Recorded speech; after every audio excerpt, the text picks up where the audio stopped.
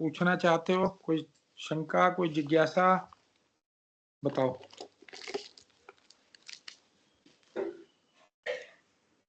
Hello,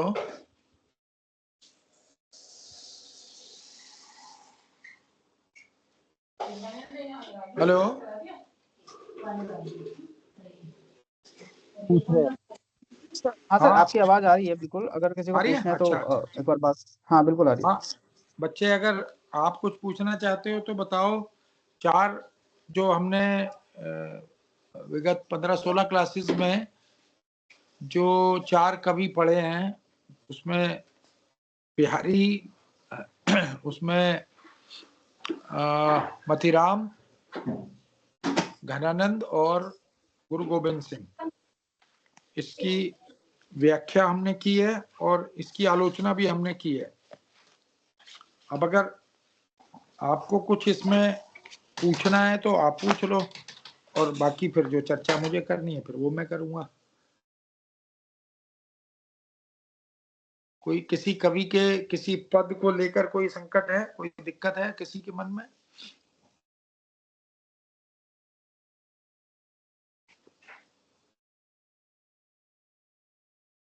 नहीं? देखो, रीतिकाल जो है वो हिंदी साहित्य के इतिहास का तीसरा कालखंड है, और इस तीसरे कालखंड का जो समय है वो 1700 से 1900 तक का समय है। 1700 संवत के रूप में हमें इसको देखना है। संवत 1700 से संवत 1900, और ये जो विभाजन है ये आचार्य रामचंद्र शुक्ल के हिंदी साहित्य के इतिहास के आधार पर हम देखते हैं। इसका जो परिवेश, पृष्ठभूमि, अगर हम उस पर दृष्टि डालें, विचार करें, तो ये कालखंड भक्ति काल के बाद का कालखंड है। यानी प्रथम काल को हम आदिकाल के रूप में देखते हैं, जो 1050 से 1375 का समय है, और दूसरा भक्ति काल, जिसे पूर्व मध्यकाल भी कहते हैं, उसका समय 1375 से 1700 तक का समय है। और तीसरा कालखंड रीतिकाल है, जिसे श्रृंगार काल भी कहते हैं। और ये जो नाम है ये वस्तुतः प्रवृत्ति के आधार पर है। तो जैसे श्रृंगार एक मुख्य प्रवृत्ति है, कुछ इतिहासकारों ने, कुछ आलोचकों ने इस कालखंड को श्रृंगार काल कहना इसलिए उचित समझा क्योंकि उनका तर्क ये था कि लगभग हर प्रकार के कवि ने, वो चाहे रीति कवि हो, रीति मुक्त कवि हो, रीति सिद्ध कवि हो, या रीति इतर कवि हो, उन सब ने कमोबेश श्रृंगार की प्रवृत्ति पर प्रचुर मात्रा में लेखन किया है। और श्रृंगार में भी संयोग और वियोग दोनों पक्षों को लेकर, फिर वियोग की सभी दशाओं को लेकर हमें उदाहरण प्रचुर मात्रा में मिल जाते हैं। इसलिए एक वर्ग है जो, जिसमें आचार्य विश्वनाथ प्रसाद मिश्र विशेष रूप से, जिन्होंने हिंदी साहित्य का अतीत भाग 1 भाग 2 ये इतिहास लिखा है, उनका मानना यह है कि इसको श्रृंगार काल कहना उचित है। और भी कुछ लोगों ने इसे श्रृंगार काल कहा, लेकिन आचार्य रामचंद्र शुक्ल ने इसको रीतिकाल कहने में भी कोई आपत्ति दर्ज नहीं की। उन्होंने कहा अगर कोई इसे श्रृंगार काल कहना चाहे या रीतिकाल कहना चाहे तो कह सकता है।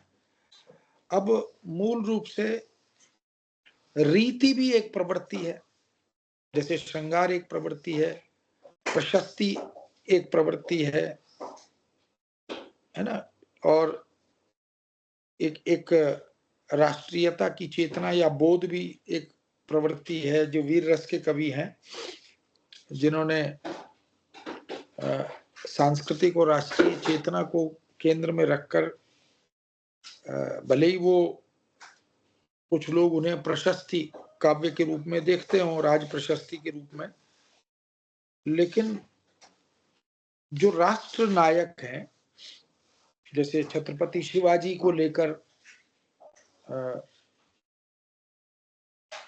अगर भूषण की बात करें तो उनके जो काव्य नायक हैं वो राष्ट्र नायक छत्रपति शिवाजी हैं।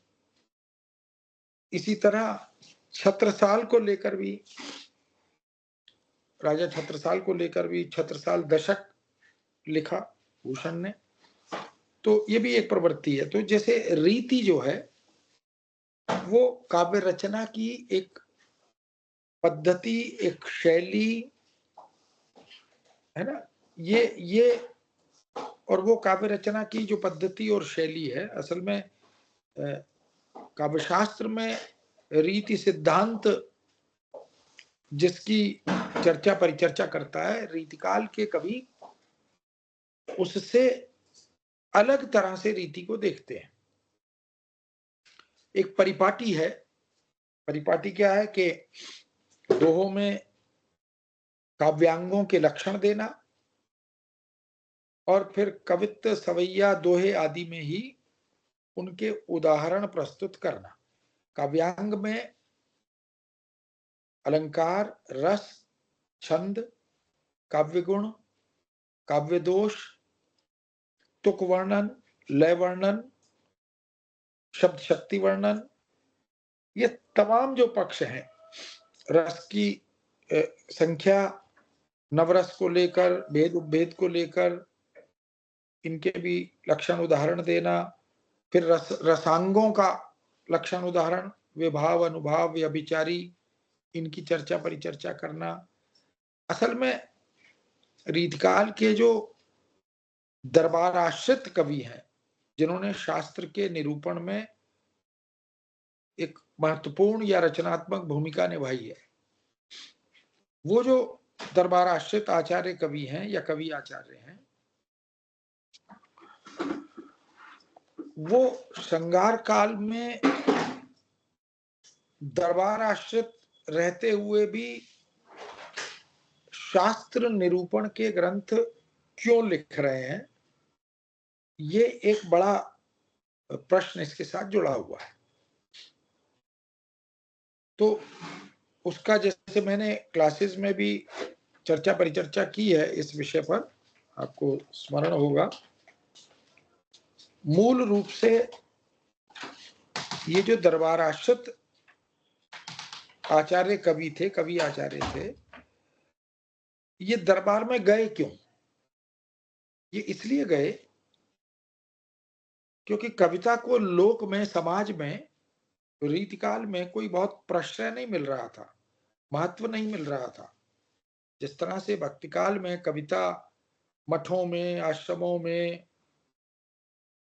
और तमाम दूसरे धर्म स्थलों पर, चाहे वो संत काव्य परंपरा हो, चाहे वो सूफी काव्य परंपरा हो, चाहे वो राम भक्ति हो या कृष्ण भक्ति हो, उसमें तो धर्म का, दर्शन का, भक्ति का और शिक्षा का एक समन्वय दिखाई देता है।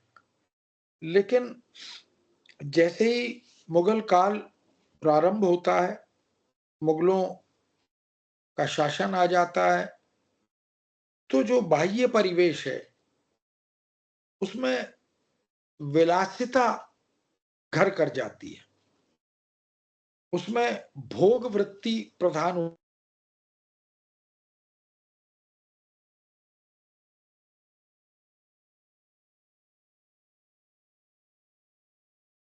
उनका महत्व जो है वो रेखांकित होने लगता है। अब अगर शासक, राजा महाराज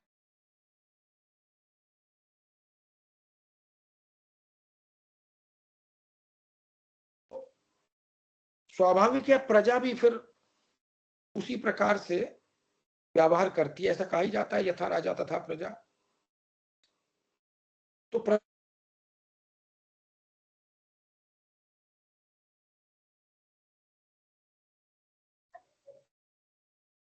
सर बीच बीच में आवाज आ नहीं रही।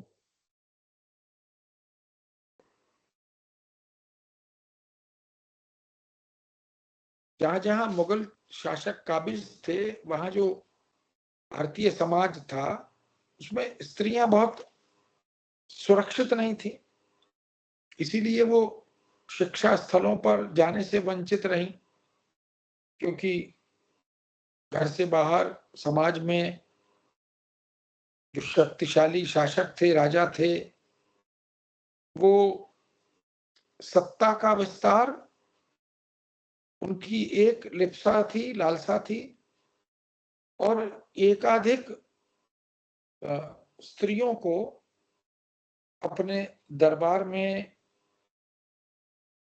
अपने दासियां बनाकर या बेगमें बनाकर रखने की एक वृत्ति जो थी, उससे जो स्त्री समाज था भारत का, वो भयभीत भी था, डरा हुआ भी था और असुरक्षित भी था। तो उनके पति या माता पिता उन लड़कियों को बाहर निकलने देने में सशंकित होते थे, इसलिए महिलाएं तो पर्दे में, चारदीवारी में, घरों में कैद हो गई, क्योंकि जो कोई शासक या शक्तिशाली राजा सुंदर स्त्री को देखता था तो वो उसे उठवाता था, उसे उठवा लेता था।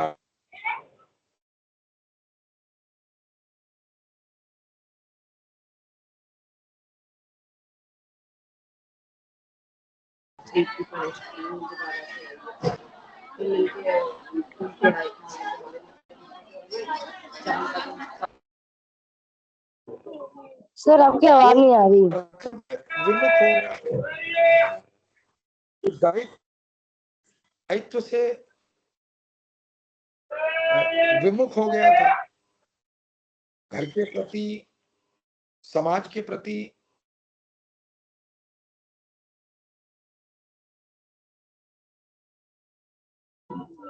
सर आपकी आवाज नहीं आ काफी रही। दूर हो गया था।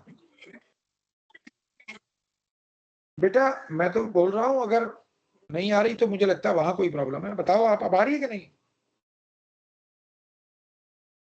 आ रही है आवाज की नहीं? जी सर आ रही है। आवाज नहीं आ रही बिल्कुल भी।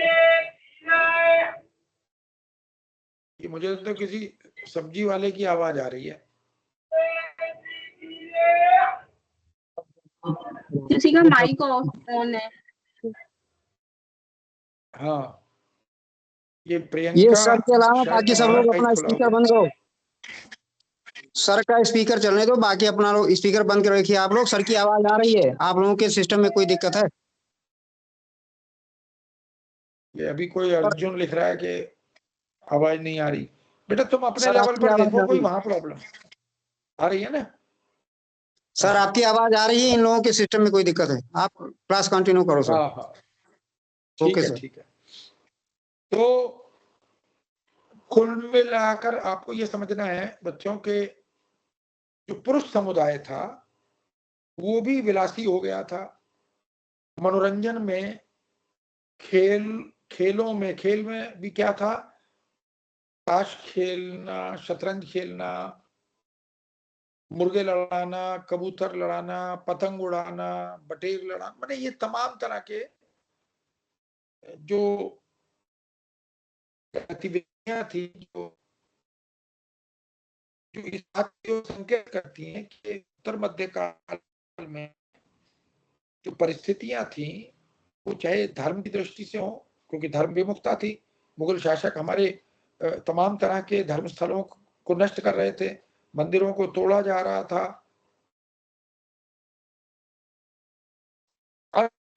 खूब पैसा हमारा, सोना हीरे जवाहरात हमारे सर आपकी खूब लूटे जा। क्या आपकी वॉइस बहुत ज्यादा ब्रेक हो रही है इस टाइम पे। बेटा मुझे लग रहा है कि आप नेटवर्क एरिया में ठीक से प्रॉपर नहीं हो, बाकी सबको आवाज आ रही है, आपको नहीं आ रही। आपको देखना चाहिए, नेटवर्क की प्रॉब्लम होगी वहां। नहीं सर, तो सच में आपकी आवाज कट के आ रही है। सर आपकी साइड से शायद वाईफाई में मतलब नेटवर्क में कोई इशू है आई गेस।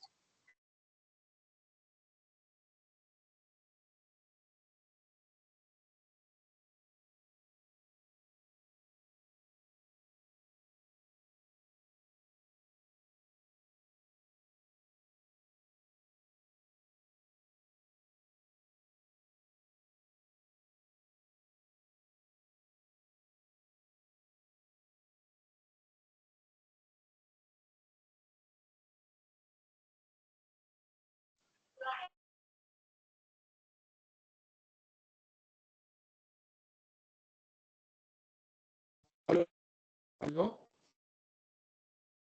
जी सर अब सही आ रही है आपकी। अच्छा, अब तो आ रही इस है तरह सर। से, हाँ, तो जो पुरुष समुदाय था वो भी ये मनोरंजन की क्रीड़ाओं में दायित्व विमुखता को लेकर, समाज और राष्ट्र की विमुखता को लेकर वो उदासीन से थे और कोई काम वाम वो भी नहीं कर रहे थे। तो कवियों के सामने संकट ये था। सर आपकी आवाज ही नहीं आ रही, बहुत स्लो आ रही है।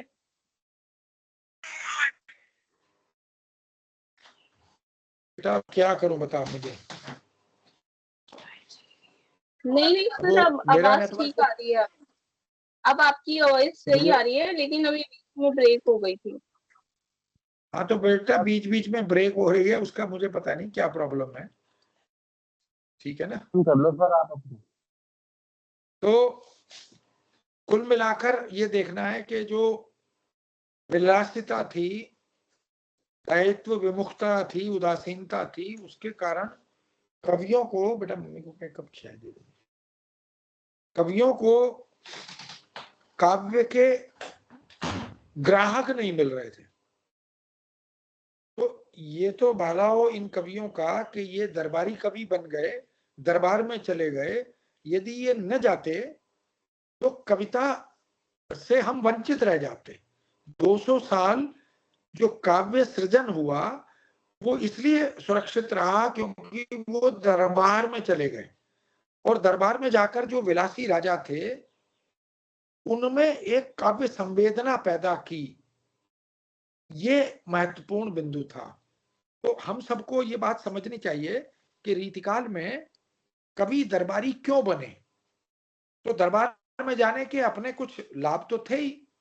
एक लाभ तो ये था कि दरबार आश्रित होने से वेतन, यानी जिसको तनखैया कवि कहते हैं, तो जो तनखैया कवि हैं उनको तो दरबार में रहकर काम करने, कविता करने का पैसा मिलता।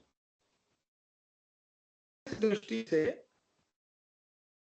एक तो अपने जीवन, अपने परिवार, अपने लालन पालन की दृष्टि से दरबार का आश्रय लिया, और दूसरा ये कि वो कविता को जीवित रखना चाहते थे। नहीं तो 200 साल हम काव्य से वंचित हो जाते, समाज में अभिरुचि कविता की बची नहीं थी। तो दरबार में जाकर उन्होंने कवि रूप में, दरबारी कवि बनकर, तनखैया कवि, वेतन प्राप्त करने वाले कवि बनकर काव्य सृजन किया। अब जो आश्रित कवि होता है, दरबार आश्रित, उसको इस मनोविज्ञान को भी समझना होता है कि भाई मुझे दरबार में रहने के जो अर्हताएं हैं वो पूरी करनी है। अर्हता क्या है कि राजा की अभिरुचि का ध्यान रखना है। अगर राजा चाहता है कि नख से शिख तक वर्णन किया जाए, जिसमें श्रृंगार का, सौंदर्य का, कामुकता का, इन सब का वर्णन हो, तो स्वाभाविक है कि कवि को उस प्रकार की कविता करनी पड़ी। जिसकी जिसकी दी हुई रोटी खा रहे हैं, जिसका नमक खा रहे हैं, उसकी अभिरुचि का ध्यान रखना वो इनकी मजबूरी थी। अगर ऐसा न करते तो दरबार से निकाल दिए जाते। लेकिन इन कवियों ने आंखें बंद करके केवल श्रृंगार की कविता नहीं की, संयोग वियोग श्रृंगार के वर्णन भेद उपभेद सहित, लक्षण उदाहरण सहित विस्तृत व्यापक रूप में सृजन तो किया, लेकिन साथ साथ अवसरानुकूल चेतावनी भी दी, डर भी पैदा किया राजाओं के मन में, और उनका जो दायित्व है या कर्तव्य बोध है राजा के या शासक के रूप में, उससे भी अवगत कराते रहे। नहीं पराग नहीं मधुर मधु नहीं विकास यही काल, अली कली ही सो बंधे हो आगे कौन हवाल। अगर राजा विलासी हो रहा है, भोग वृत्ति से जुड़ रहा है, दायित्व और कर्तव्य से विमुख हो रहा है, तो प्रकारांतर से सही, अप्रस्तुत के माध्यम से सही, लेकिन राजाओं को सचेत किया, जागरूक किया। ऐसे बहुत सारे उदाहरण हमें इन कवियों की कविता में मिलते हैं। जैसे बिहारी एक जगह तो लिखता है, दुसह दुराज प्रजान को क्यों न बड़े दुख द्वंद, जगत अंधेरो अति करे मिली मावस रविचंद।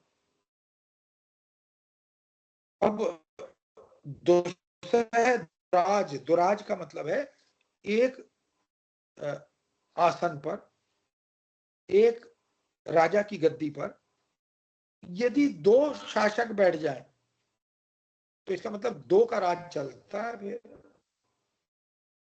दुसह दुराज, यदि दो राजाओं के आदेश जारी हों तो ऐसा शासन दुसह हो जाता है, यानी सहनीय नहीं होता। एक कुछ कहता है, दूसरा कुछ। तो पिसता कौन है? दो पाटन के बीच में वो, तो प्रजा पिसती है। इसलिए दुसह दुराज प्रजान को, प्रजा के लिए ये बड़ा कठिन समय होता है जब एक सत्ता पर दो शासक काबिज हो और दोनों अपनी अपनी चलाएं, तो द्वंद्व बढ़ता। क्यों ना बढ़े दुख द्वंद्व, प्रजा के लिए दुख, प्रजा के लिए द्वंद्व, दुविधा, ये बढ़ जाता है। अब प्रकारांतर से ये बात कहने के बाद उदाहरण देता है, जगत अंधेरो अति करे मिली मावस रविचंद। इसका मतलब क्या है कि अमावस के समय, आप जानते हैं ना, अमावस जब आती है तो अंधकार होता है, महीने में एक बार अमावस आती है ना। दो पक्ष, शुक्ल पक्ष और कृष्ण पक्ष को अगर ध्यान में रखें, 15 दिन शुक्ल पक्ष, 15 दिन कृष्ण पक्ष, और एक दिन जब सूर्य और चंद्रमा एक राशि में प्रवेश कर,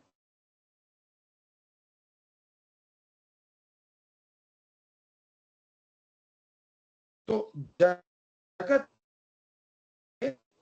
मिली मावस रविचंद्र। अमावस कब आती है? जब चंद्रमा यानी सूर्य और चंद्रमा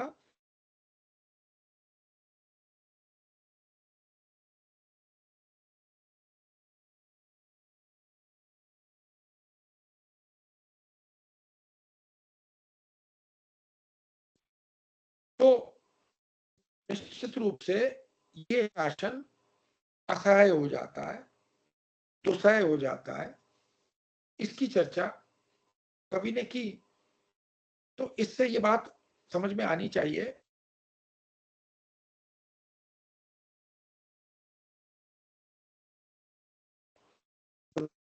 रूप की विलासिता की कविता नहीं कर रहे थे। वो कविता करना तो राजा की अभिरुचि को ध्यान में रखते हुए इन कविता करना इनकी व्यवस्था थी। लेकिन समय समय पर राजाओं को सचेत भी किया, जागरूक भी किया, कर्तव्य बोध से अवगत भी कराया, ये सब चलता रहा। तो मूल बात ये कि ये कविता जो दरबार में आश्रित हो गई, जो कवि दरबार में चले गए, उन्होंने इन विलासी और भोगी राजाओं को, शासकों को काव्य की संवेदना से जोड़ने का काम किया। ये एक बड़ी उपलब्धि है, क्योंकि संवेदन शील होना राजा के लिए, शासक के लिए बड़ा जरूरी है। और जब वो कर्तव्य और दायित्व विमुख हो रहा है तो इसका मतलब वो संवेदनाहीन हो रहा है। तो ऐसे संवेदनाहीन शासकों को, राजाओं को ऐसी श्रृंगार की, प्रेम की, सौंदर्य की कविताएं परोस परोस कर इन्होंने उन्हें थोड़ा संवेदनशील बनाया और धीरे धीरे जागरूक करते हुए बीच बीच में कहीं भक्ति की कविता, कहीं प्रेम की कविता, कहीं सौंदर्य की कविता, कहीं नक्श वर्णन, रूप वर्णन आदि की कविता, इससे भी वो जुड़ते रहे। तो रीतकाल के 200 वर्ष 1700 से 1900 संवत के रूप में हम देखें, इसमें जो काव्य लिखा गया उस काव्य का एक पैटर्न फिक्स था। उस पैटर्न में ये शासक ये चाहते थे कि भाई जब पैसा हम दे रहे हैं, अशर्फियां हम दे रहे हैं, धन हम खर्च कर रहे हैं, और जो वाहवाही है, प्रशंसा है, आप जानते हैं ना, कोई शायर, कोई गीतकार, कोई कवि जो बहुत अच्छी कविता या शेर व शायरी सुनाता है तो श्रोता लोग क्या कहते हैं, एक बार और, वंस मोर। अब प्रशंसा भी होती है, वाह भी होती है, तो जो कवि कविता सुना रहा है उसकी वाह भी हो रही है। तो राजाओं के मन में एक ईर्ष्या भाव भी जागृत हुआ कि मुगल शासक जो थे कि भाई धन संपदा तो हम खर्च करें, हाथी घोड़े दान में, इनाम में हम दें, गांव के गांव कवि पर प्रसन्न होकर, कविता पर प्रसन्न होकर ये हम दें, वेतन भी हम दें, और प्रशंसा इनकी होती है। तो उनके मनोमस्तिष्क में एक ये भाव पैदा हुआ कि क्यों ना हम भी कविता करें, और क्यों ना हम भी कविता करें के भाव से प्रेरित होकर उन्होंने दरबार आश्रित इन कवियों से कहा कि हमें भी कविता लिखनी सिखाओ। यहां तक कि इनके दरबार में आश्रित जो नर्तकियां थी, जो प्रेयसियां थी, ये उनको भी कवित्री बनाना चाहते थे। इनको लगता था कि वो भी कविता लिखें और उनकी कविता भी सुने। जैसे केशव ने प्रवीण राय जो है वो ओरछा नरेश के दरबार में नर्तकी थी, उनकी प्रेयसी थी। और अभी भी अगर ओरछा का जो किला है झांसी के पास, वहां कभी जाएं और देखें कि प्रवीण राय का महल बना हुआ है। उस राजा ने, उस शासक ने प्रवीण राय महल नाम से एक भवन बनवाया हुआ है। तो वो प्रवीण राय को भी केशव ने ओरछा नरेश के आग्रह पर कविता लिखनी सिखाई।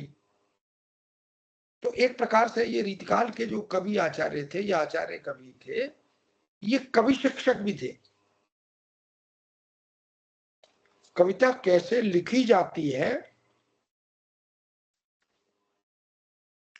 काव्य सृजन की प्रक्रिया क्या है, काव्य के अंग कौन कौन से हैं, उनके भेद उपभेद क्या हैं, और कवि कविता में उनका कैसे उपयोग करता है। देखो, इसको ऐसे समझ सकते हो कि जैसे किसी ने अपना ग्रीन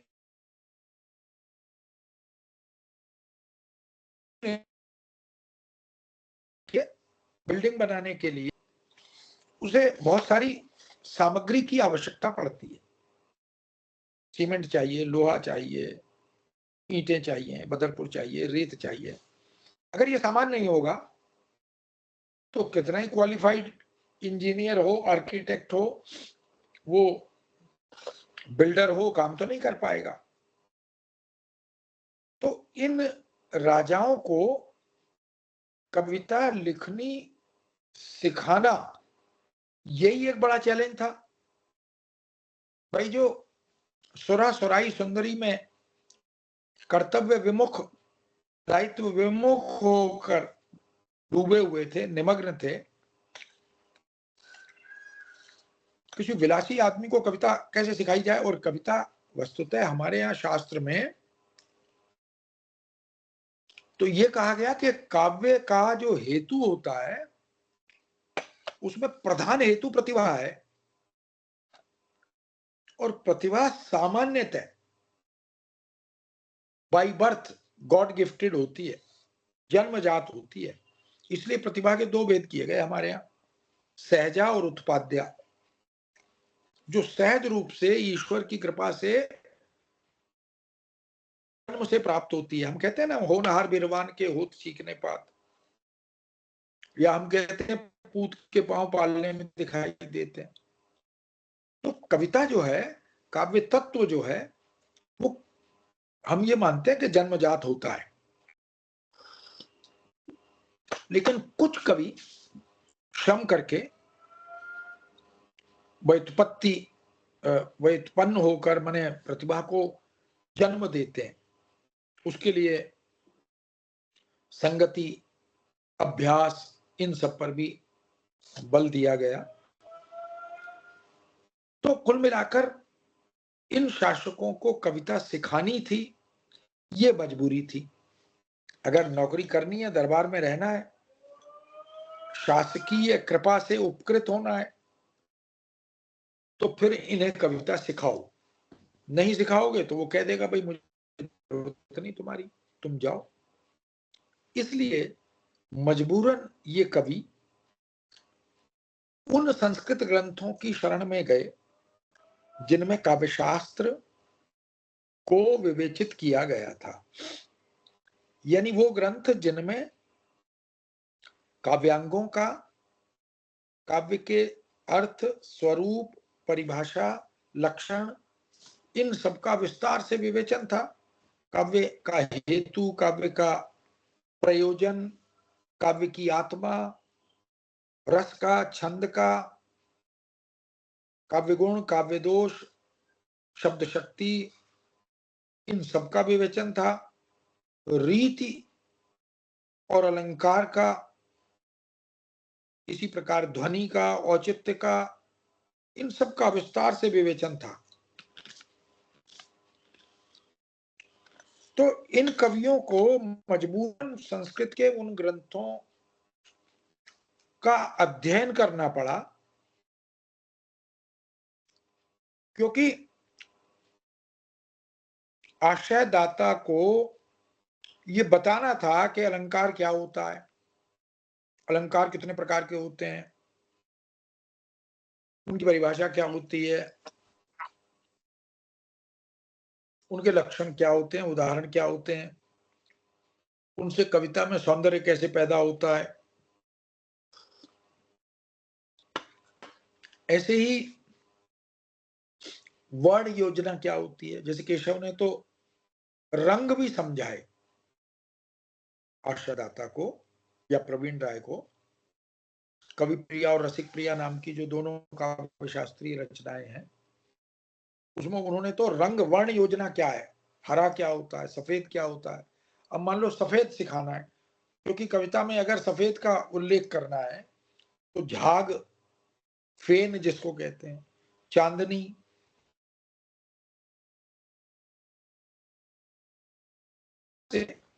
उन्होंने किए। से यदि राजा को कविता लिखनी हो और उसे लाल रंग, सफेद रंग का वर्णन करना हो, तो वो बता सके कि लाल क्या होता है, सफेद क्या होता है, कहाँ होता है, किस रूप में अवेलेबल होता है, उपस्थित होता है, ये सारी। तो ये एक प्रकार से कवि बनने की शिक्षा ये इन कवियों ने कविता के माध्यम इन शास्त्रीय ग्रंथों के माध्यम से प्रस्तुत की। तो इस दृष्टि से आप देख सकते हो कि ये जो कवि थे ये थे तो दूरदृष्टा।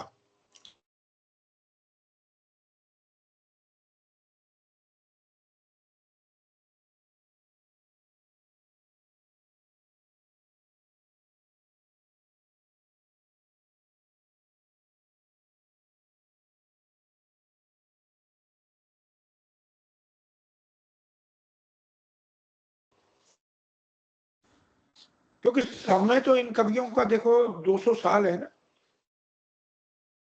पहले केशव जैसे बाउंड्री पर उसके उसकी सीमा पर खड़े हुए हैं। इसलिए कुछ लोग तो रीतिकाल का प्रवर्तक केशव को मानते ही हैं, कुछ लोग चिंतामणि को भी मानते हैं। उसमें भी तर्क और उदाहरणों से ये बहस चलती है।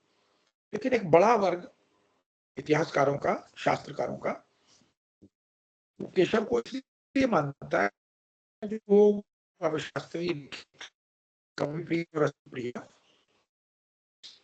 उनके बाद उन ग्रंथों को शास्त्र शिक्षा भी दी, कविता की शिक्षा भी दी, उनका मार्ग भी प्रशस्त किया, और फिर सतत उन ग्रंथों के प्रभाव से, प्रेरणा से काव्य सृजन होता रहा।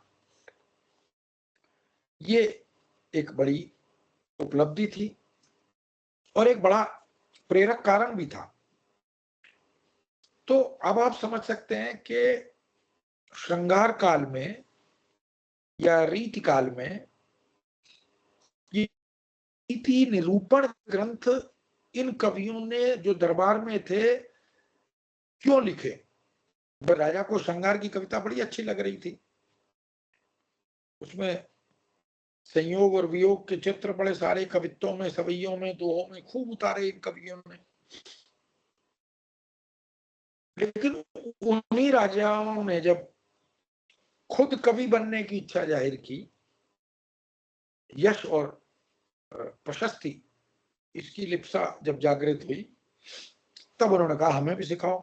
तो मजबूरन फिर इन कवियों ने शास्त्रीय ग्रंथों का अध्ययन किया।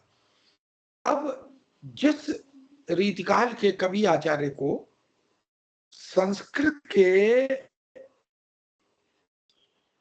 किसी आचार्य विशेष या ग्रंथ विशेष में जाने से सुविधा हुई, यानी बोधगम्य था, समझ में आया, अगर अपेक्षित अलंकार निरूपण की दृष्टि से सहज लगे,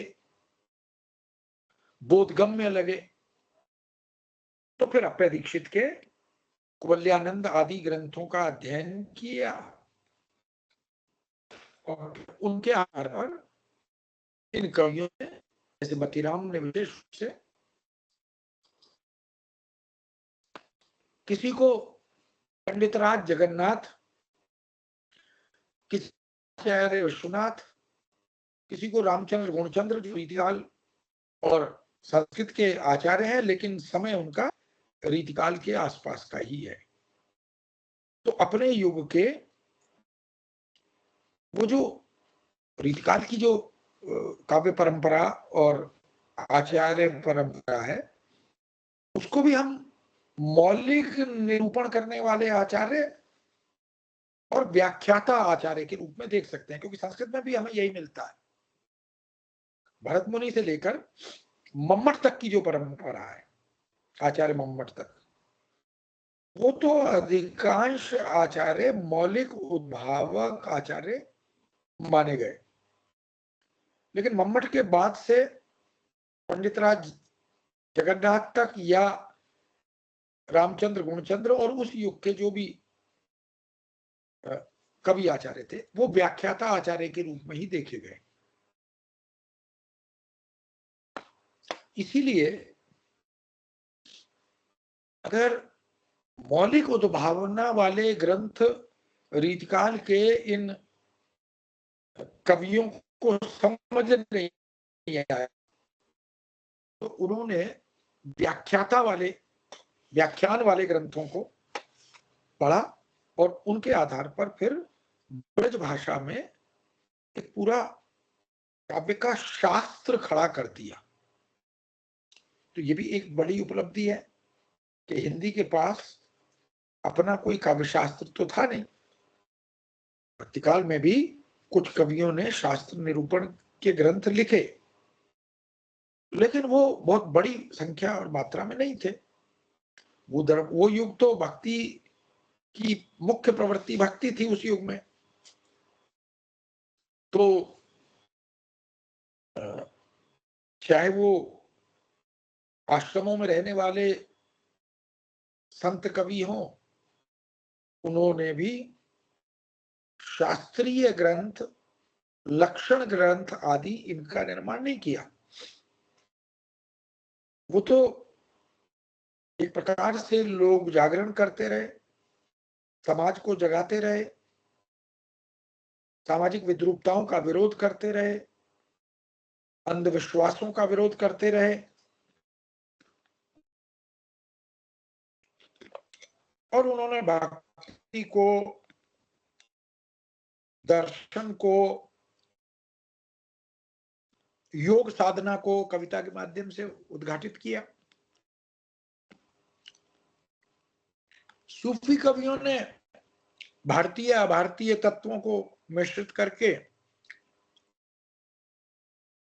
उसमें लोक कथाओं को आधार बनाकर महत्वपूर्ण ग्रंथ लिख डाले। तो आप अनुमान लगा सकते हो कि इस तरह से, और सूरदास ने साहित्य लहरी नाम की एक रचना है, तुलसी ने और सूर ने या कृष्ण भक्त और राम भक्त कवियों ने उस तरह लक्षण ग्रंथ जैसे रीतिकाल में लिखे गए वो नहीं लिखे। उनकी अभिरुचि भी नहीं थी और वो उनकी समय की जरूरत भी नहीं थी। पर रीतिकाल के कवियों ने, जो मैंने बताया था आपको याद हो, रीतिकाल के कवियों को आचार्य कर्म करने वाले कवि, जो मुख्य रूप से आचार्य थे, उनको आचार्य कवि कह सकते हैं, क्योंकि आचार्यत्व का निर्वाह किया और उदाहरणों में कवि रूप उनका उद्घाटित हुआ। जब किसी भी काव्यांग का लक्षण दिया तो उसके एक एक, दो दो, तीन तीन उदाहरण दिए। वो कहीं कवित्व में, कहीं सवैये में, कहीं कहीं दोहे में भी दिए। एक वर्ग वो भी था जिन्होंने लक्षण अपने दिए, उदाहरण अपने से पहले वाले दूसरे कवियों के उठा उठा के दे दिए। ऐसा वर्ग भी मिलता है। तो ये जो वृत्ति है, ये शास्त्र निरूपण की प्रेरणा वाली वृत्ति है। इसीलिए मैंने कहा था कि रीति कवि जो हैं, जिसको हम लोग अभी तक अपने स्नातक स्तरीय पाठ्यक्रमों में रीतिबद्ध कवि पढ़ते रहे कि रीतिबद्ध, रीति सिद्ध, रीति मुक्त, ऐसा हमने पढ़ा। लेकिन रीतिबद्ध न कहें और रीति कवि कहें तो बात एक ही है। जो रीति का अनुसरण करते रहे, काव्य की रीति का, काव्य की परिपाटी और पद्धति का, और वो परिपाटी और पद्धति ये थी कि काव्यांगों का यदि अलंकार का वर्णन करना है, जैसे मतीराम ने ललित ललाम जो है वो पूरा एक बृहत ग्रंथ अलंकारों का तैयार किया। तो जिन जिन राजाओं के दरबार में, चाहे वो भाव सिंह हो या जहांगीर हो, 2-3-4 शासकों के शासन में रहने का उनको अवसर मिला, तो उनको अलंकार सिखाने थे। अलंकार क्या होता है, कितने प्रकार के होते हैं, भेद उपभेद क्या है, लक्षण उदाहरण क्या है। तो उन्होंने फिर एक ग्रंथ पूरा स्वतंत्र रूप से ललित ललाम लिखा और वो अलंकार निरूपण का ग्रंथ है। फिर दूसरा ग्रंथ दूसरे काव्यांग को लेकर, यानी अलंकार सिखाए तो ललित ललाम, अब रस सिखाना है। रस क्या होता है काव्य में, कविता में? मूल रस क्या है, अंगी रस क्या है, सहयोगी रस कौन से हैं, रस कितने प्रकार के होते हैं, रसों के भेद क्या है, रस के अंग उपांग क्या होते हैं, विभाव अनुभाव या विचारी आदि क्या होते हैं, आलंबन आश्रय क्या होते हैं, पात्रों की योजना क्या होती है। तो फिर मतीराम ने रसराज लिखा,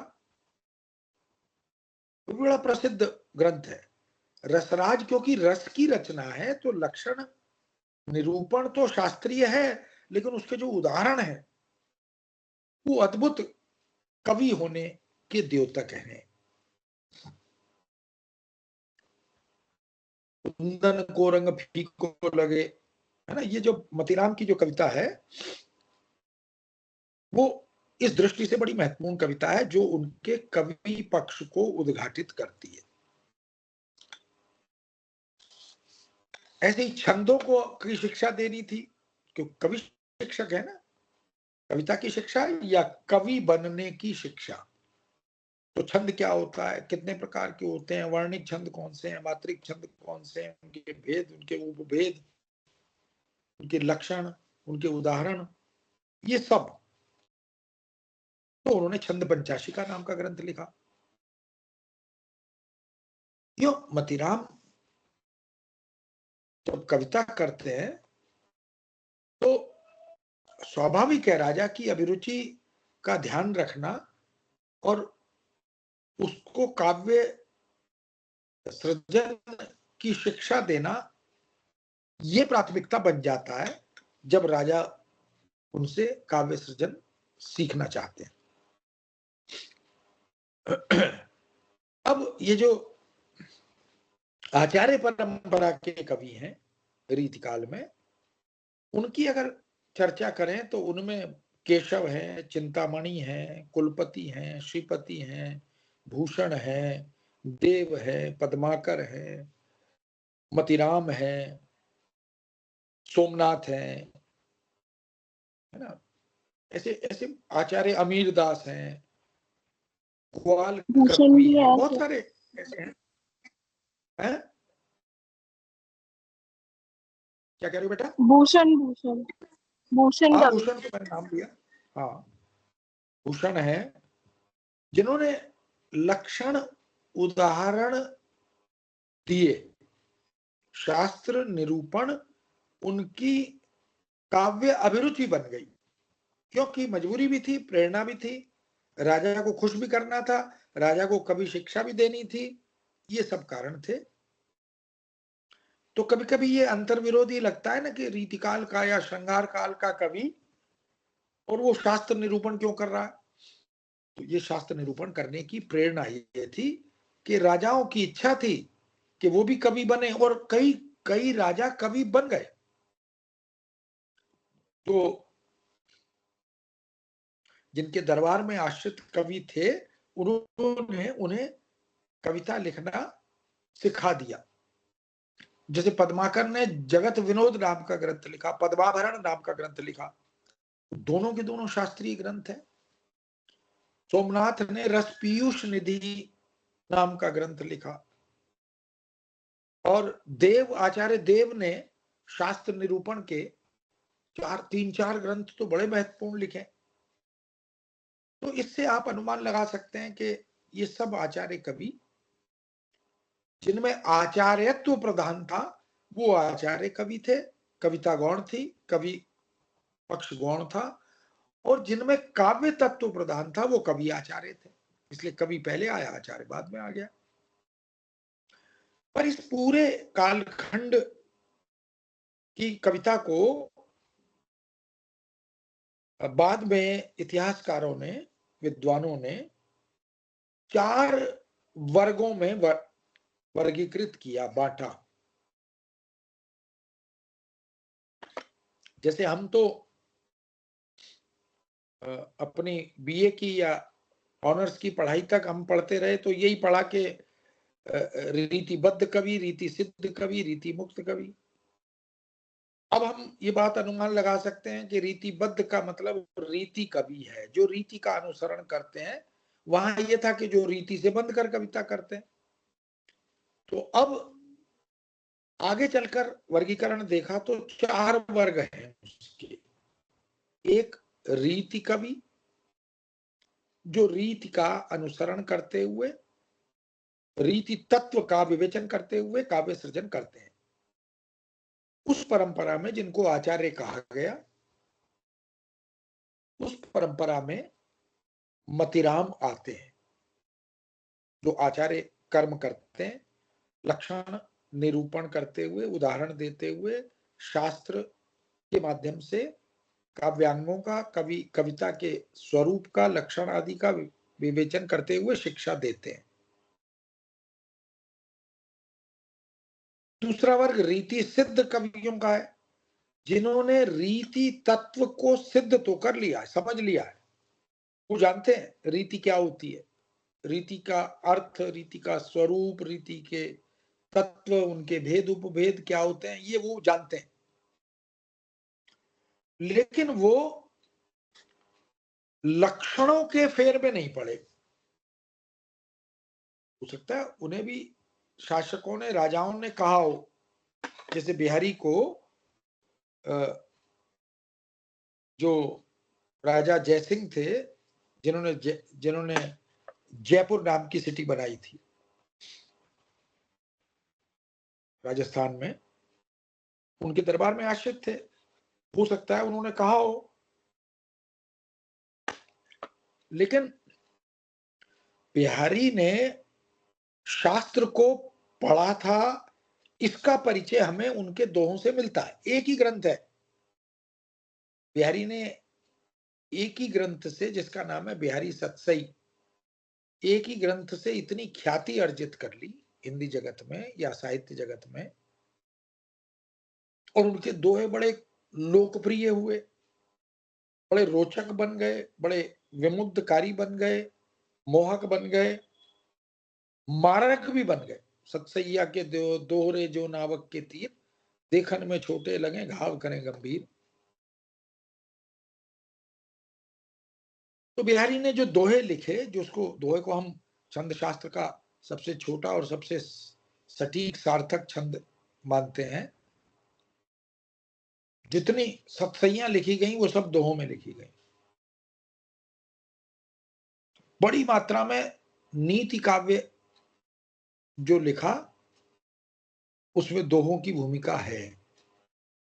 हालांकि नीति काव्य कुंडलियों में भी लिखा गया, पदों में भी लिखा गया, लेकिन बड़ी संख्या दोहों की है। तो बिहारी जैसे रीति सिद्ध कवियों ने रीति को सिद्ध तो कर लिया था, अधिकार बना लिया था अपना। उनको पता था कि किस अलंकार का क्या लक्षण है।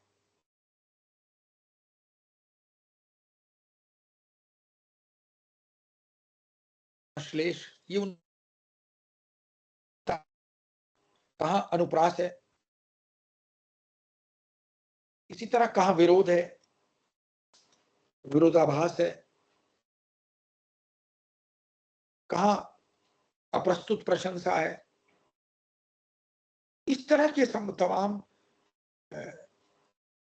और सबसे बड़ी बात ये, रीति तत्व का ज्ञान था, बोध था, तभी तो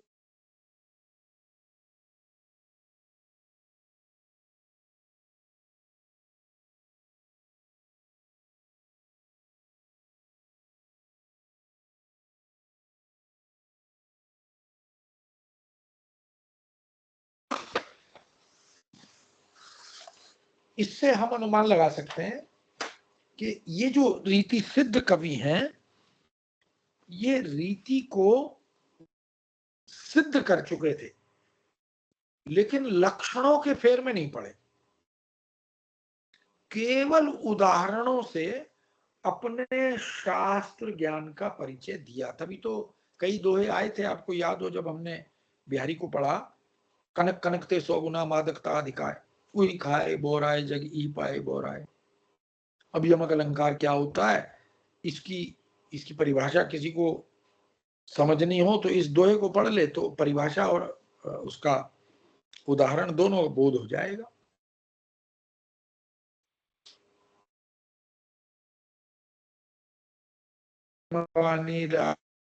पानी गए न उबरे मोती मानस चूम। तो इनने अपनी सत्सई में एक अनरीतिकालीन प्रवृत्ति को आत्मसात कर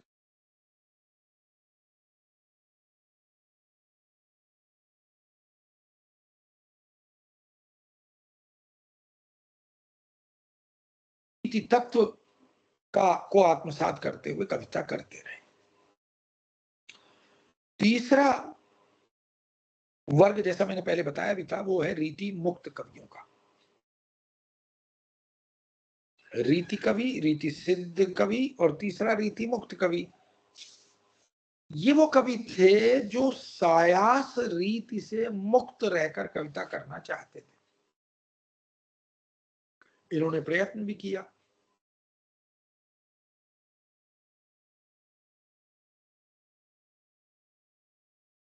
उन्होंने इनका भी पीछा नहीं छोड़ा। जो सवैये या जो इन्होंने अपनी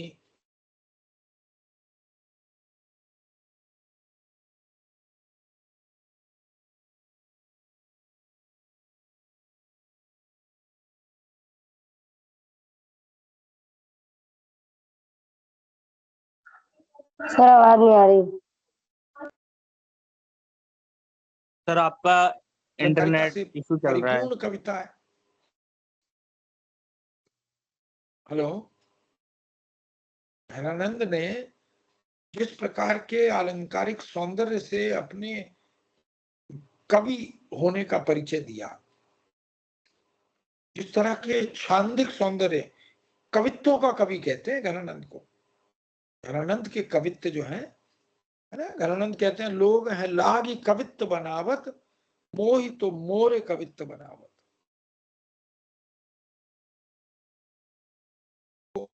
कविता लगे, लेकिन कवित्व लिखने में लगे हुए हैं, लेकिन मेरे तो कवित्व ही मुझे लिख रहे हैं। इसी घनानंद को कवित्वों का सर्वश्रेष्ठ कवि में संयोग वियोग का मिलता है। तो ये जो रीति मुक्त कवि है, वस्तुतः ये इनको स्वच्छंद कवि भी कहा गया।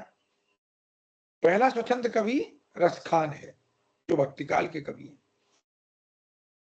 काग के भाग बड़े सजनी, हरि हाथ ते छीन के ले गए रोटी। रसखान को अगर आपने श्री कृष्ण नाम का सीरियल देखा हो टेलीविजन में, तो उसमें रसखान के कई पदों का बड़ा रचनात्मक उपयोग है।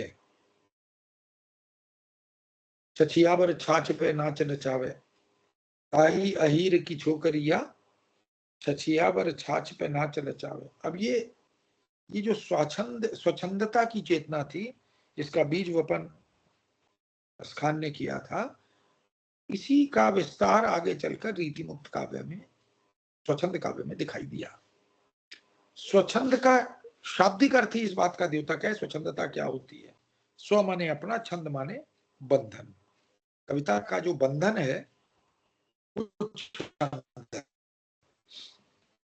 इसीलिए छायावाद हमने देखा कि छायावादी कवि जो छंदबद्ध कविता करते थे, प्रगतिवादी कवि बन गए। तो उन्हीं कवियों ने, उनमें से ही, जैसे निराला ने तो विशेष रूप से तोड़ो तोड़ो तोड़ो कारा ये कहकर छंद मुक्त कविता की वकालत की। तो आप इस बात से अनुमान लगा सकते हो कि स्वच्छंद काव्य धारा यानी अपने बंधन को, जो स्व माने अपना और छंद माने बंधन, जो केवल अपने बंधन को स्वीकार करे, अन्य किसी के बंधन को स्वीकार न करे, तो शास्त्र का बंधन ये उन्हें स्वीकार्य नहीं था, इसलिए उन्होंने शास्त्र निरूपण से अपने को दूर रखा, लक्षण आदि देकर कविता करने की वृत्ति से अपने को मुक्त रखा। और स्वच्छंद का एक अर्थ यह है कि वो शास्त्र की मान्यताओं को स्वीकार भी नहीं करते। शास्त्र कहता है कि व्यक्तिगत प्रेम को, निजी प्रेम को कविता में व्यक्त नहीं करना चाहिए, उसे गुप्त रखना चाहिए, उसे छिपा कर रखना चाहिए, क्योंकि अगर आपका व्यक्तिगत प्रेम जग जाहिर हो जाता है तो जग आपका शत्रु बन जाता है। घर परिवार समाज मित्र ये आपके, इसीलिए वो बार बार कहता है गोए निभाए जीतिए, ये जो प्रेम की चौगान है इसको जीतना है तो हर चाल को गुप्त रखिए, किसी को कानो कान खबर नहीं होनी चाहिए कि आप किसी से प्रेम करते हो, क्योंकि जिसको पता लगेगा उसको तकलीफ होने लगेगी। तो इन कवियों ने, क्योंकि शास्त्र के विरोधी थे, शास्त्र का अनुसरण नहीं करना चाहते थे, इसलिए इन्होंने अपने निजी प्रेम को कविता में ढाला, व्यक्त किया, और जिसकी मनाही थी रीति के अनुसार उसी पर बल देते हुए हर छंद में अपनी प्रेयसी का नाम तक उल्लिखित कर दिया, सुजान सुभान आदि। ये इसलिए इनको जवा मर्द कवि कहते हैं। रीति मुक्त कवि जो है वो मतलब बड़े बोल्ड, निडर, निर्भय, बोधा जैसा कवि तो आपको न चाहे ताकि बाप को न चाहिए कहता, जो आपका मान सम्मान ना करे उसके बाप का भी सम्मान मत करो। यहां तक ये जो निडरता थी, ये जो निर्भयता थी, ये जो प्रेम के प्रति एक निष्ठा थी, एक विश्वास था, एक आस विश्वास, एक चातक तुलसीदास, ये वास्तव में एक अद्भुत उपलब्धि इस कालखंड की थी। तो ये जो काव्य धारा है जिसमें घनानंद प्रवर्तक कवि हैं, घनानंद ने विरोध की कविता में जो चमत्कार पैदा किया है ना, कहता है कि नायिका की प्रेयसी के गुणों की डोर को हाथ में लिए हूं फिर भी डूब रहा हूं, हाथ पकड़कर मुझे पानी में डुबो रही हो तुम। तो हाथ पकड़कर कैसे डुबोए, और फिर कभी कभी तो ये कहता है कि वहां डुबो रही हो जहां पानी नहीं है। लोक में कहते हैं ना, ऐसी जगह मारूंगा जहां पानी ना मिले। तो ये घनानंद या रीति मुक्त कवि, चाहे द्विजदेव हो, आलम हो, ठाकुर हो, बोधा हो, इन पांचों कवियों ने स्वच्छंद काव्य धारा या रीति मुक्त काव्य धारा की राह प्रशस्त की। इसीलिए इस काव्य धारा का कवि घनानंद आपके पाठ्यक्रम में रखा भी गया।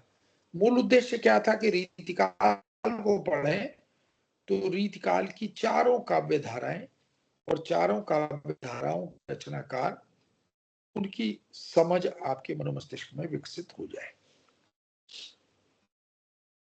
और चौथा वर्ग रीति इतर काव्य का है। इतर का मतलब होता है परे। तो रीति से इतर भी एक काव्य धारा चल रही थी जिसके प्रवर्तक गुरु गोविंद सिंह आपके कोर्स में है। तो चार धाराएं हुई, काव्य धाराएं वर्गीकृत किया गया, और चारों का एक एक प्रतिनिधि कवि आपके पाठ्यक्रम में निर्धारित है। अब गुरु गोविंद सिंह वैसे तो पंजाबी कवि हैं, गुरमुखी लिपि में और ब्रज भाषा में कविता करते हैं, क्योंकि पूरे भारत में कश्मीर से कन्याकुमारी तक काव्य की भाषा ब्रजभाषा हो गई थी। राजभाषा ये राजस्थान में देख लो, पंजाब में देख लो, हिमाचल में देख लो, दक्षिण भारत में देख लो, कश्मीर में देख लो, ब्रजभाषा में प्रचुर मात्रा में काव्य लिखा गया। तो गुरु गोविंद सिंह ने भी इस समाज मनोविज्ञान को समझा कि काव्य की भाषा अखिल भारतीय स्तर पर ब्रजभाषा है और संवेदनाओं को जिस खूबी के साथ ब्रजभाषा आत्मसात करती है, तो उन्होंने भी फिर ये प्रयत्न किया कि वो एक काव्य की अखिल भारतीय स्तर पर प्रयुक्त होने वाली भाषा में ही सृजन करें। उनके जो सारे ग्रंथ हैं गुरु गोविंद सिंह के, उन्होंने राम काव्य पर, कृष्ण काव्य पर प्रचुर मात्रा में लिखा। उनका जो राम काव्य, कृष्ण काव्य, वो कृष्ण भक्ति, चंडी चरित्र लिखा, जपू जी महाराज लिखा, चंडी दीवार लिखा, ऐसे बहुत सारे ग्रंथ हैं। इन सब ग्रंथों का जो संकलन है वो दशम ग्रंथ के नाम से है। सारी रचनाएं उनकी दशम ग्रंथ में, जिसके 3 खंड प्रकाशित हैं, और वो सिख समुदाय के, सिख धर्म के 10वें गुरु भी थे, इसलिए दशम ग्रंथ नाम से सारी रचनाओं का संग्रह ये प्रकाशित हुआ। अब इस धारा में नीति कवि, भक्ति के कवि, वीरता के कवि, शौर्य पराक्रम के कवि,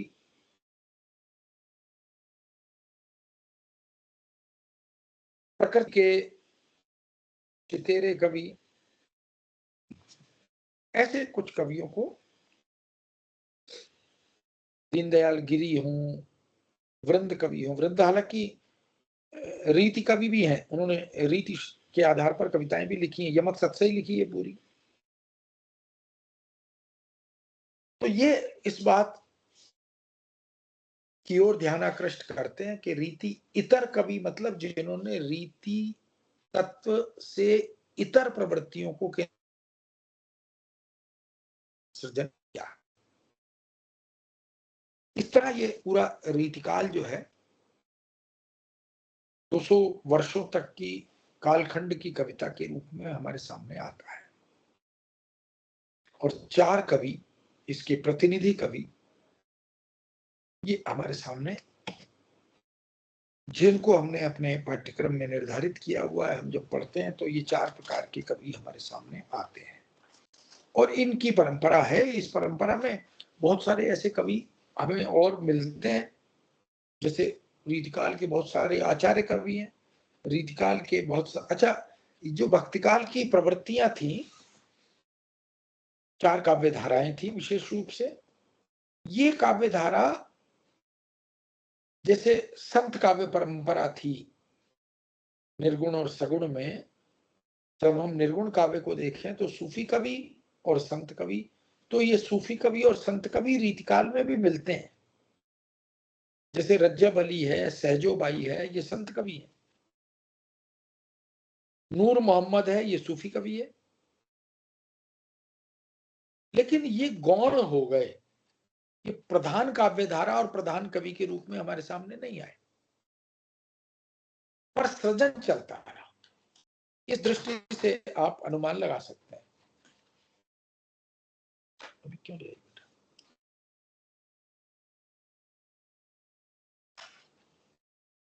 वो दवाई भी चाहिए। तो कुल मिलाकर आप इस बात से, हाँ,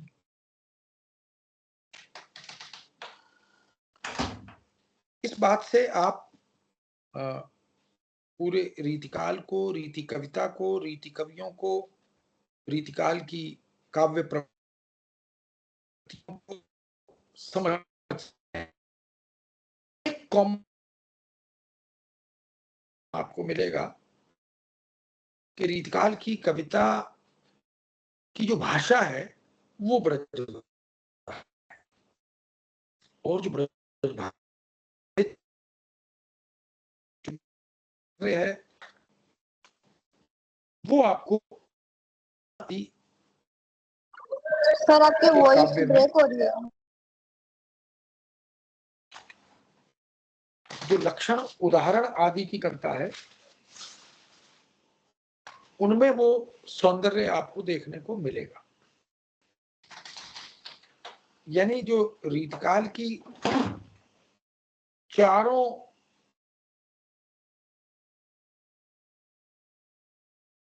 रीति सिद्ध, रीति मुक्त, रीति इतर, उन चारों में चाहे वो भक्ति की कविता है, प्रेम की कविता है, प्रकृति की कविता है, शास्त्र निरूपण की कविता है, किसी में भी अगर आप देखेंगे तो ये कवि सौंदर्य के चितेरे कवि तो थे।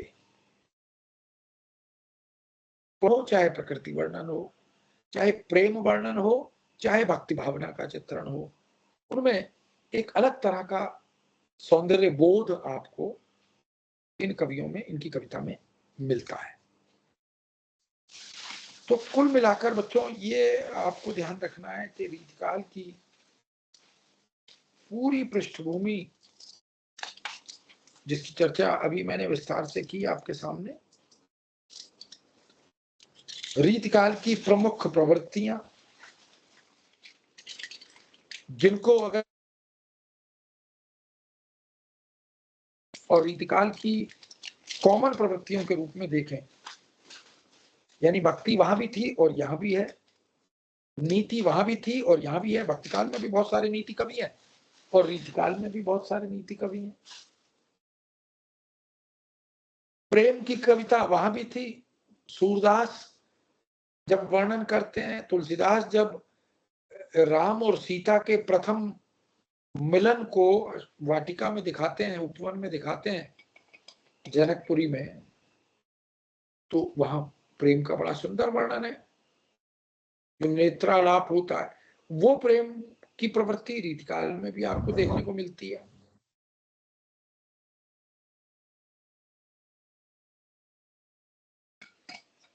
तो जो प्रवृत्तियां हैं वो भक्तिकाल और रीतिकाल में अधिकांशतः समान धर्मा है। इसको ध्यान में रखते हुए हमें मध्यकाल की कविता को, भक्ति और रीतिकाल की कविता को विधिवत समझना होता है। अब ये जो एक पूरी अवधारणा, पूरा स्वरूप, पूरी परंपरा और उनके पूरे विस्तार को मैंने आपके सामने रखा।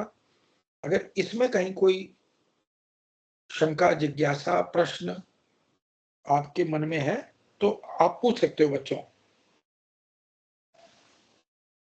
बेटा इंपॉर्टेंट क्वेश्चंस मैंने अभी तो क्लास में बताए थे, जो लास्ट क्लास थी आपकी, आप अपने साथियों से एक बार पूछ लो। अभी थोड़ी चर्चा कर दूंगा फिर से मैं उसकी।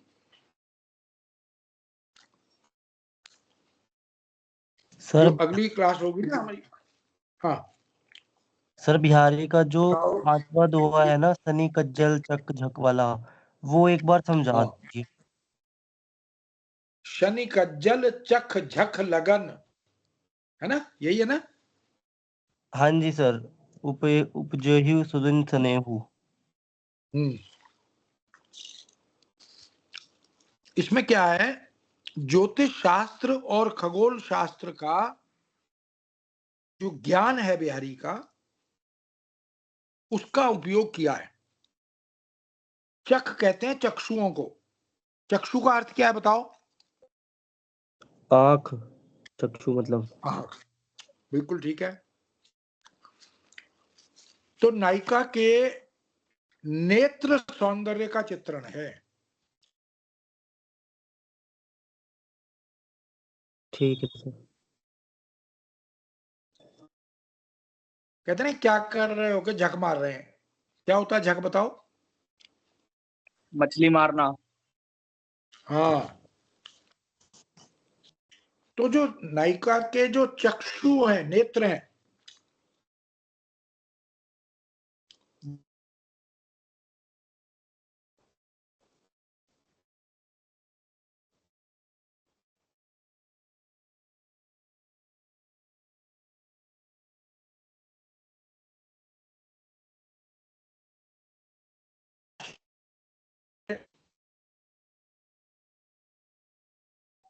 सर आपकी बहुत आवाज ब्रेक हो रही है।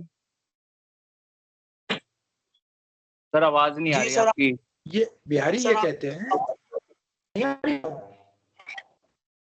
नहीं सर नहीं आ बिल्कुल रही नहीं आ सर, आवाज नहीं। नहीं आ रही सर। बिल्कुल नहीं आ रही सर। क्या करूं?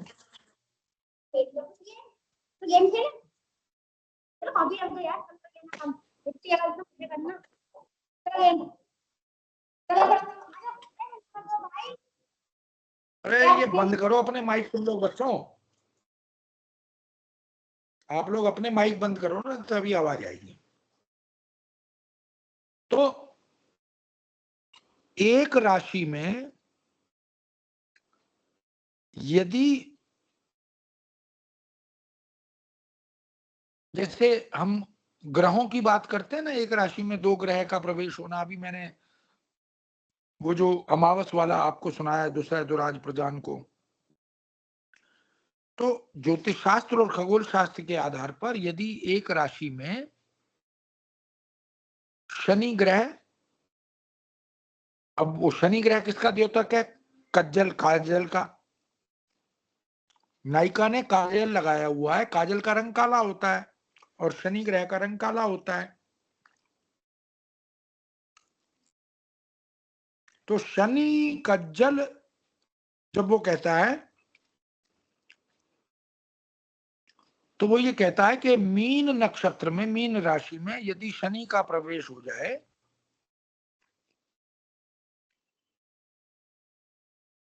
तो माने मौसम विज्ञान भी इस बात को स्वीकार करता है कि वर्षा का योग बनता है और उपजे और सुदिन सने, बहुत अच्छे दिन, सुदिन माने अच्छे दिन, जिसको ज्योतिष में राजयोग कहते हैं। राजा बनने के सारे लक्षण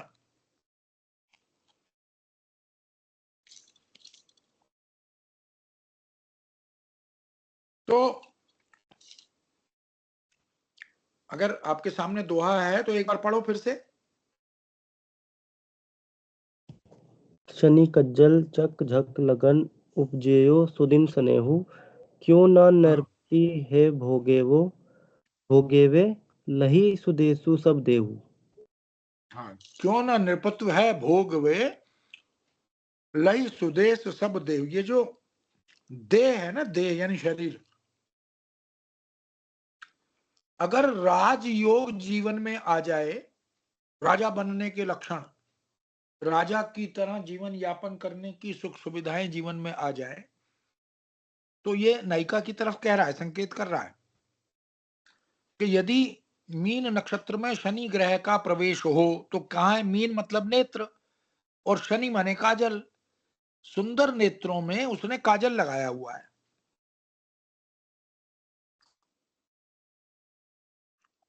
तो मीन में जब शनि का प्रवेश होता है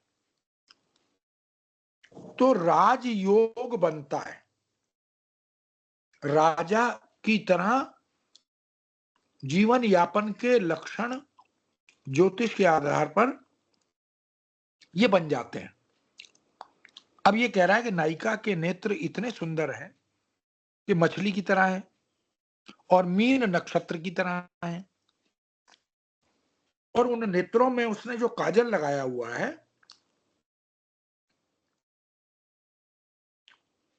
वो शनि ग्रह की तरह है। जब इन दोनों का योग बनता है तो नृपति की तरह, नृपति माने राजा, तो राजा की तरह का जीवन काल आ जाता है। तो ये कहता है नायिका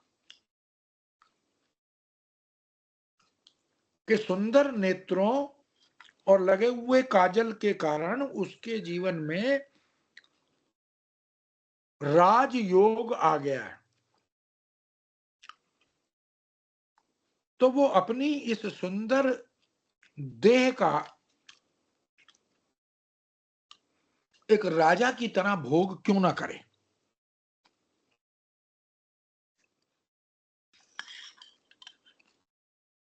ठीक है सर, ठीक। राजा जैसे स्वेच्छाचारी होता है ना, जो मन में आएगा राजा के वो करेगा।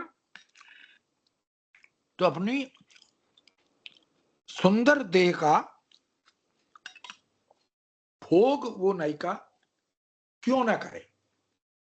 अगर राजयोग बन गया तो फिर ईश्वर ने उसे सुंदर रूप भी दिया, सुंदर नेत्र भी दिए और संयोग भी बन गया। तो अगर वो सब है तो वो फिर राजा की तरह व्यवहार क्यों ना करे, उसे करना ही चाहिए। तो दोनों तीनों चीजों को जोड़ा, खगोल शास्त्र, ज्योतिष शास्त्र और काव्य शास्त्र। इसीलिए आपको याद हो मैंने कहा था कि बिहारी को बहुज्ञ कवि भी कहते, बहुज्ञता, बहुत सारे विषयों का ज्ञान।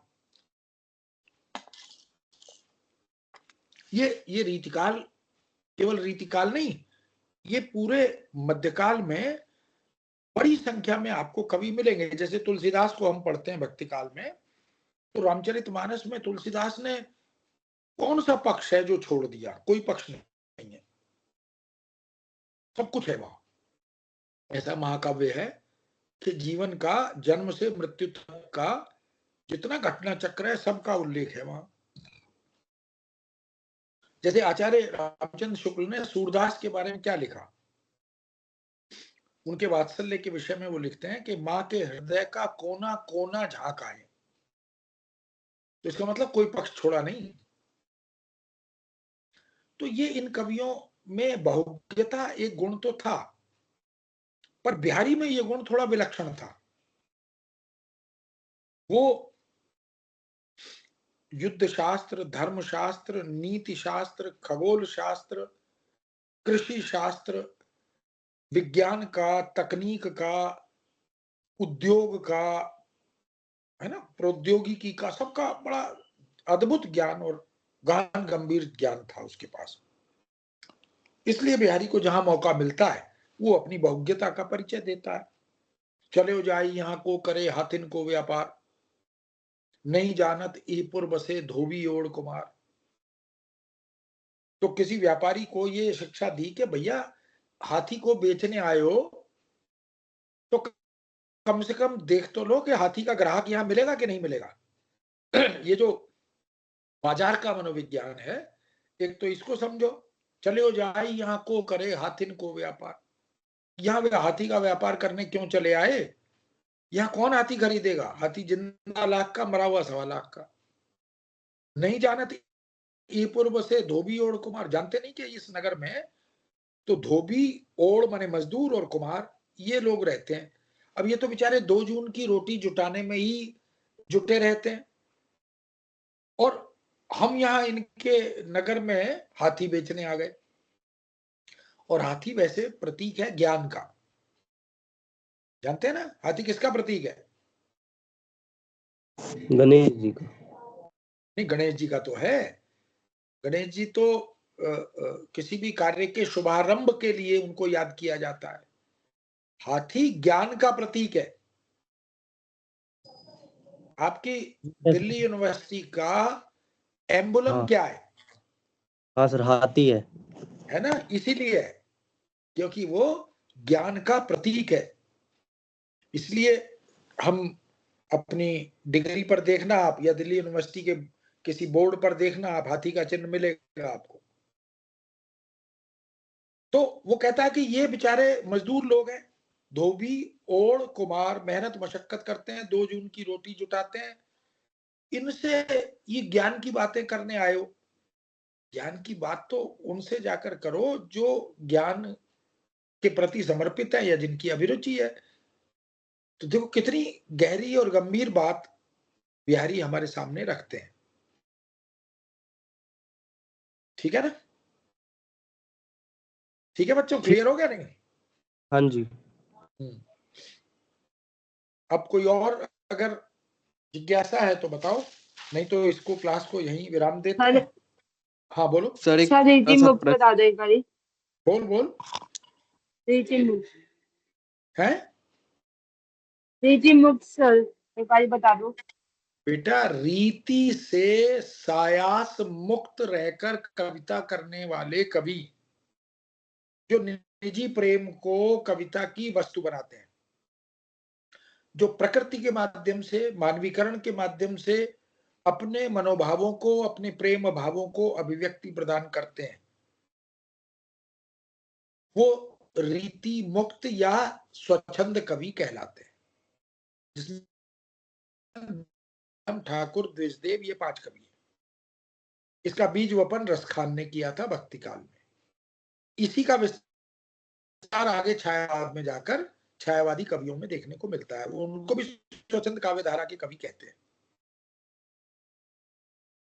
ठीक है, सर एक विरोधाभास अलंकार में बता दो।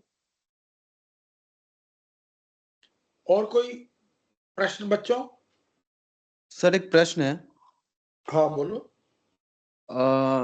सतसई परंपरा में सर बिहारी सतसई का जो स्थान है, अगर वो निर्धारित करने को कहा जाए तो क्या होगा सर सतसई परंपरा में? तो पहले आपको बताना है कि सतसई होती क्या है।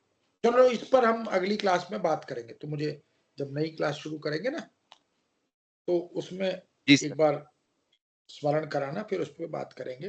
कितने बजे हमारी क्लास है अब? 2:30 बजे। सर 2:30 बजे। सर एक बार ये वाला क्वेश्चन रिपीट करवा देना, क्या क्वेश्चन पूछा था इस बच्चे ने? इसने पूछा है कि सतसई काव्य परंपरा में बिहारी का स्थान। ठीक है, मुक्तक काव्य परंपरा में बिहारी का स्थान और सतसई काव्य परंपरा में बिहारी का स्थान, ये मैंने कल परसों आपको बताया था। आया था इसलिए पूछ रहा था मैं। ठीक है सर। हाँ ठीक है, तो जब 2:30 बजे मिलेंगे तब फिर इस पर बात करेंगे। ठीक है जी सर। ठीक है sir. Okay okay, all the best. Thank you sir. Okay बेटा, बाय।